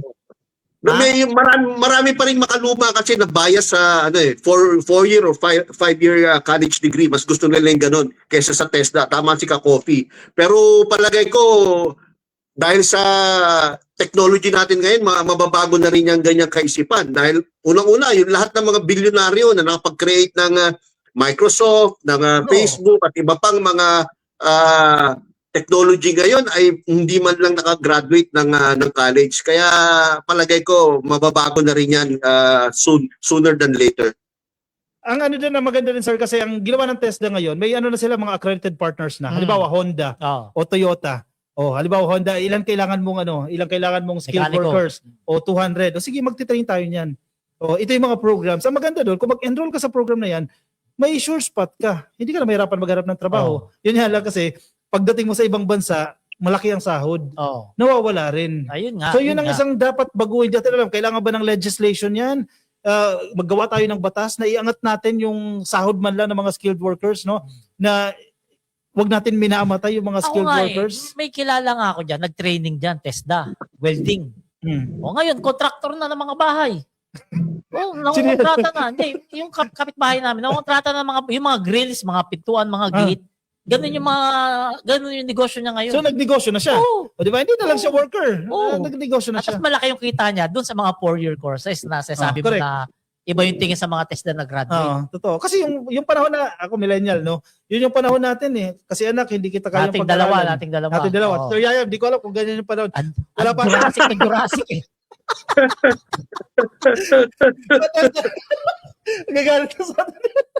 Hindi yung makaporma. Wala siya dito. Next tayo. Next. Ayan na ito. Total, pinag-uusapan natin yung mga mobile application. Ito maganda to ha.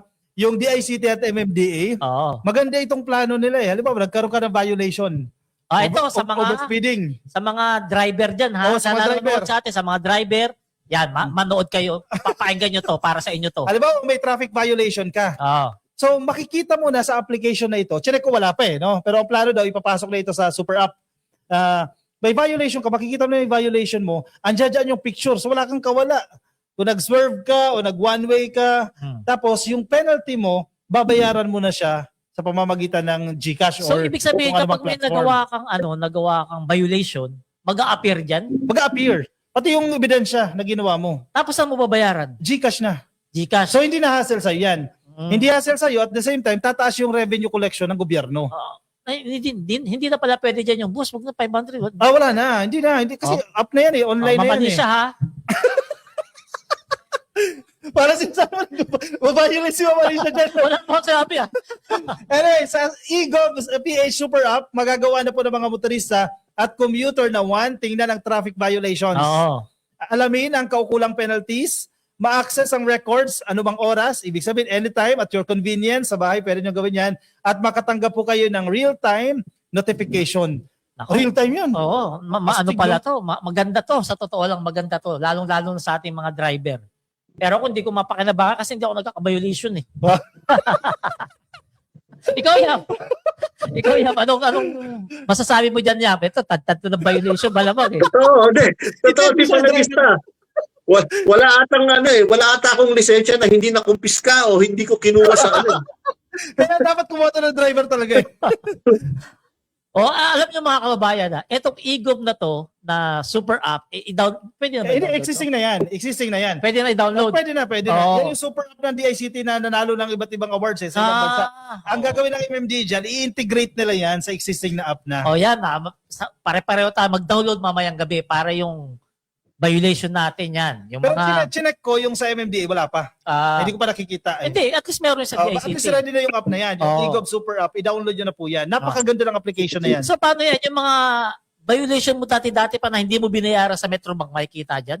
Feeling ko hindi. Hindi ko alam kung retroactive, no? Pero wala akong nabalitaan pa. Siguro pwede yun, makikita yan. Mayroon dyan. kasi doon pre, kailangan mo i-ano lahat yun, i-encode lahat yun eh. So yung mga back records, hindi ko lang sure no kung nandoon na sila sa proseso. Pero maganda So rin. ibig sabihin yan, ano yan, NCAP din yan, non-contact.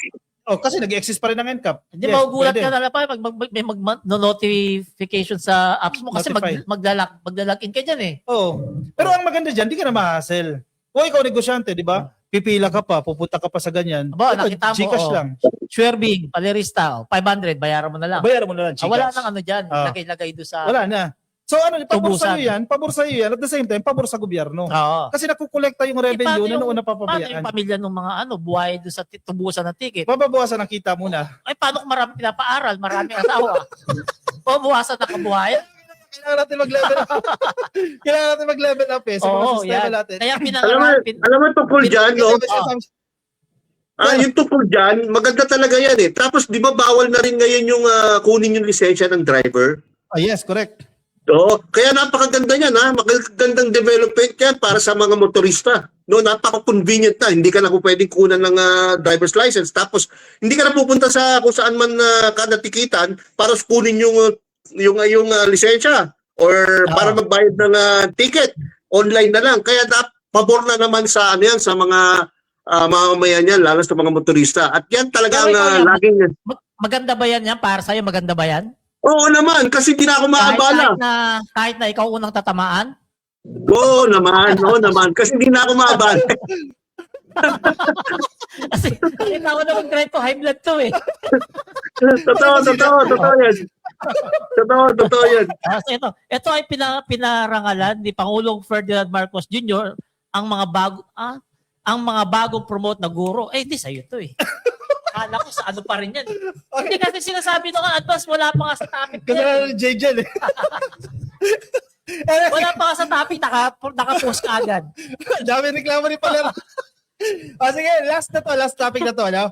Pumunta tayo sa mga guro. Ito, magandang balita rin ito. Kaya masaya yung mga teacher natin ngayong taon eh. Bilang ceremonial, no, pinarangalan po ni Pangulong Bongbong Marcos yung mga bagong promote po na guro at school heads. At muling tiniyak po yung matibay na suporta ng pamahalaan sa sektor ng edukasyon. Alam mo kung bakit marami na promote? Kasi gumawa ng mga bagong posisyon. Yung sa Department of Education may mga bagong posisyon. Noon kasi hihintayin mo mamatay yung principal, hihintayin mo mamatay yung master teacher 3 kasi hindi ka mapopromote. Dati. Kasi ngayon, paano na ba ngayon? Naggawa ng mga bagong posisyon. 'Di ba? So kumbaga hindi na kayo maghihintay mamatay. As long as qualified ka, you have the skills, you have the certificates, you have the educational requirements, pwede mo nang applyan yung posisyon na yon. So mapopromote ka na nang hindi naghihintay, ipapanalangin mo na mamatay yung co-teacher mo. Kasi may available na posisyon na. So dito pala binigyan diin ni Pangulong Bongbong Marcos na top priority ng pamahalaan ng edukasyon na mahigit 1.34 trillion na pondo. So kabilang sa mga nabigyan ng budget ay kakopi ba? Yan. Paglalabas po ng 2025 Service Recognition Incentives, SRI, yan, hinahantay natin sa mga government employees, no? Service Recognition Incentives na may karagdagan po na 7.3 billion para masaklaw lahat ng mga kwalipikadong guro. Incentives, pera po para sa mga guro, no? Magkakalob din po ng 10,000 pesos na teaching allowance para sa school year 2025 at 2026 at paglalabas po ng guidelines para sa 7,000 na medical allowance sa 2025. Spoiled din yung mga teachers eh. Grabe, itinampok din ang mga hakbang para madagdagan ang teaching position, bawasan ang Tumihina kayo. Ito talaga maganda. Ano yan? Humina ang inyong boses. Humina ang audio. Kasi wala dito. Ba't na humina? Pinapinana mo, Jade? Pinapinana mo. Ngayon, balik na ulit. Kaya meron na ulit. Okay na? Kaya humina na naman. Wala mo na magpipindot eh. Baka naman ang layo ng tenga mo sa speaker mo. Hindi. Pareho pa rin naman eh. Ayan, matatapos na rin naman tayo eh. Tuloy. Ayan, babawasan ng administrative workload ng mga teacher at palalawakin ang career pathways sa pamamagitan ng strategic reclassification sa ilalim ng ECP. Yan. Na magbibigay dyan po yan sa pag-angat ng batay sa merit at pagbubukas ng mga bagong posisyon para po sa mga bagong guro. Ayan. Grabe. Alam mo yung mga teacher na yan, boto na kagad ni BBM yan kung tatakbo pa tong presidente, no? Ilan yung teacher natin sa buong Pilipinas? Napakarami. Di ko lang alam po yung figures. Kasi isipin mo yan. Pagpalagay mo, mga 1 million ba? Siguro mga 800,000. O mga ganun. No? Sige. Magsalita ka muna, pre. Hanapin natin yan. Lahat ng mga teacher na yan, lahat ng mga teacher na yan, may kinabang dito sa ginawa ni PBBM. Siyempre, dinagdagan yung mga benepisyo nila. Tama yung hula natin, no? More or less 850,000 teachers. Teachers buong Pilipinas. Ang dami, no? Lahat yan, natulungan ni PBBM kasi yung bawasan lang yung workload nila, malaking ano na sa kanila yun. Malaking tawag dyan. Malaking tulong na. Malaking tulong, malaking katiwasayan. Actually, kasi ano yan factor din yan kung bakit mababa yung performance, literacy ng mga bata. Kasi yung mga teacher, imbis na makapag-concentrate sila doon sa mismong pagtuturo, napupunta doon sa mga administrative tasks na hindi naman dapat nila gagawin. So matagal na pong tinanggal yan, inalis na yan sa mga guro, nag-hire na po ng mga non-teaching personnel, sila na yung mag-handle ng mga ganong trabaho. Okay, Yam? Natin in the past weeks, no, yung 16,000 ang total teachers na may po-promote. At kung di nagkakamali, dyan naman sa nangyaring event na yan, nasa 2,000 yung mismo naka-attend. No? Tama ba? So, ang Yeah. dami More or talaga less. yan, teachers. At kaya ang dami talagang pinasaya ng ating Pangulo diyan sa ginagawang mass promotion na yan dahil nga sa pagbubukas ng mga plantilla positions, no? At napakalaking bagay yan para sa kanila dahil kailangan ng ating teachers ng proper recognition through promotion. Tsaka yung pagdagdag lang ni PBBM ng mga incentives nila, benepisyo nila, malaking tulong yun kaya hindi na tayo makakita malamang ngayon ng teacher na may longganisang tinda. Yan, Tama, hindi na tayo tama. makakita niyan. Uy, hindi, ano kasi yan eh. Income generating projects yun. Kasi in fairness din sa ibang mga teacher, ginagawa nila yan para din sa mga estudyante. Kasi maraming mga teachers na alam nila yung mga estudyante nila na walang baon eh. So sa mga ganyang mga revenue generation, doon din napupunta. Hindi, panahon namin, hindi talaga. Pag di ka bumili, bagsak ka paler, ha? Ano ba yung nabutan mo, pre? Nabutan ko yung sopas na nakalagay sa lagay ng mayonnaise na malaki. Yung? Di ba may container, yung paglagay ng mayonnaise, andun yung Oo. sopas eh. Tapos ibibenta sa'yo ng mangkok. Oh. Isa Ikaw, hindi, ano to? Hindi Marcos. natin sa kayo nabutan yan. Hindi, yung milk yan, yung milk ni Marcos. Oo. Nutriban. Nutriban sa Aklim ang inabot ko eh. Nutriban sa Aklim. Halata naman yun. Halata, pre. Halata. Ayan. Ito, Gusto ba? Ito, maraming makaka-relate dito. Dadabog na sila eh. Oo, sige. Sige, Yab. Ito, maraming makaka-relate na ano dito, mga 50s pataas, no? Yung Nutriban, di ang ano nun, ang laki nun. Medyo siksik yun. Tapos binibilan lang namin yan ng latik. Yung latik, ganun lang kaliit. Kaya ang ginagawa niyan, ini-stretch yung latik para magkasya sa sa Nutriban. Ay, hindi namin No? maintindihan yan. Hindi namin masakyan. Ay, yung mga nanonood, maraming makakaintindi dyan. Matutuwa sila dyan. Totoo yun. Totoo yun. Yung sabi sir eh. may palaman na. Hindi ako, padiko ko na lang sa inabot ko eh. O yan mga kabibim, grabe. Nagtatawa lang kami rito sa studio pero nakasama ang palad, 7:30 na po. Kailangan nating magpaalam. Yan, maraming salamat sa pagsama nyo sa aming ika-6th episode ng Season 2 ng Salamat PBBM. Ako po si Palerista TV. Huwag niyo po kalimutan next week sa ibang studio na kami. Doon na kami sa studio namin na uupahan namin. Naks naman. Ayan, maraming salamat sa sumama sa atin sa simula pa lang. Nakisama sa diskusyon. Nakitawa po sa amin. Maraming salamat po sa pagsama. Suportahan niyo po kami ha. Kaming 5 ang first 5. Ka-Coffee, Yayam Dizon, Palerista, si 31 Million Movement, si Mark Ian Everyday. At malaki po yung aming pasasalamat sa Bagong Pilipinas Studios. Kasi ilang yan pre? Isang season plus 6 episodes. Ang ganda ng camera. Actually, inspired tayo eh. Yung bago nating studio, nagtanong-tanong tayo sa kanila anong ginagamit nila. Kasi mahirap naman, mapakit na naman tayo sa Ikaw, Yam. studio. Mga ka-BBM, no, tuloy-tuloy niyo po ang inyong suporta sa amin. No? Ang pagsuporta niyo po sa amin ay pagsuporta niyo sa ating Pangulo. Kaya follow niyo po ang aming mga social media accounts. No? At every Wednesday, sumubaybay lang po kayo sa amin. Ayan, mga kabibem, hindi na namin papatagalin at medyo gutom na talaga lahat kami. Maraming salamat at magandang gabi. Bye. Bye-bye.